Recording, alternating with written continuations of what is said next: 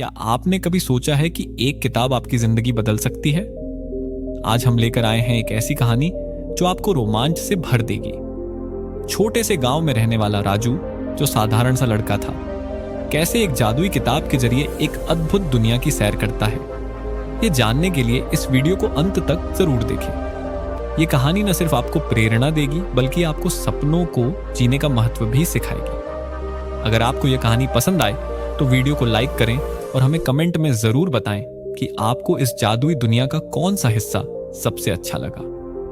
साथ ही भगवान बुद्ध के विचारों और उनकी सादगी को याद करते हुए अपने जीवन में ज्ञान और शांति का अनुभव करने का संकल्प लें। और हाँ, ऐसे ही प्रेरणादायक और रोमांचक कंटेंट के लिए हमारे चैनल उद्यान इंस्पायर्स यूट्यूब चैनल को अभी सब्सक्राइब करें और बेल आइकन दबाएं ताकि हर नई वीडियो की जानकारी सबसे पहले आपको मिले।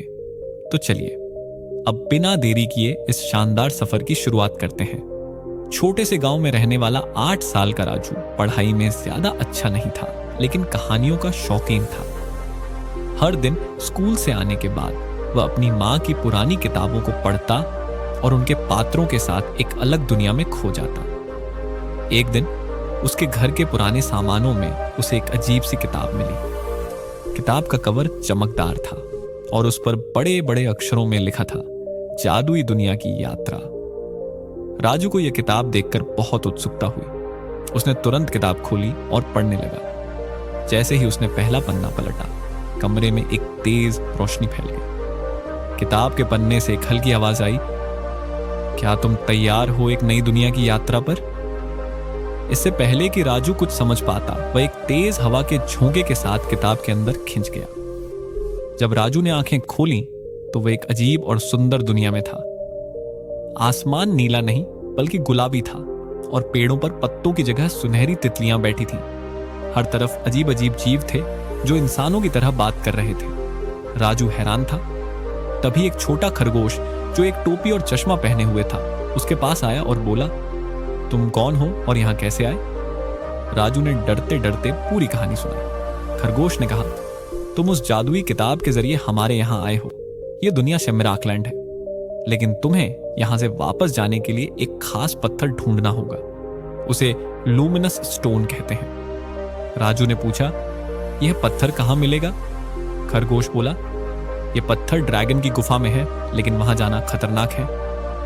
राजू ने हिम्मत जुटाई और खरगोश के साथ ड्रैगन की गुफा की ओर चल पड़ा। रास्ते में उसने कई रोमांचक चीजें देखी। उसने पेड़ों से झरने की तरह निकलती रंगीन रोशनी देखी जो उसके लिए बिल्कुल नई थी।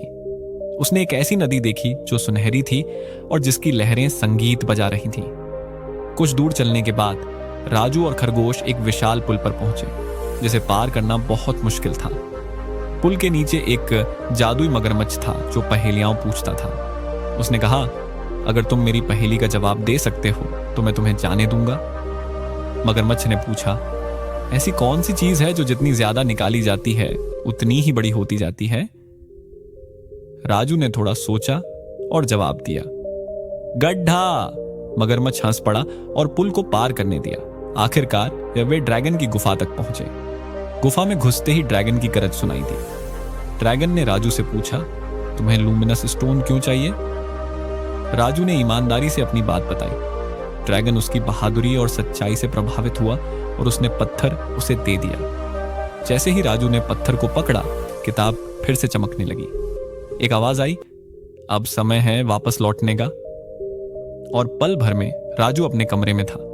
उसने चारों ओर देखा और पाया कि किताब अब गायब हो चुकी थी, लेकिन उस जादुई दुनिया की यादें हमेशा उसके दिल में जिंदा रहीं।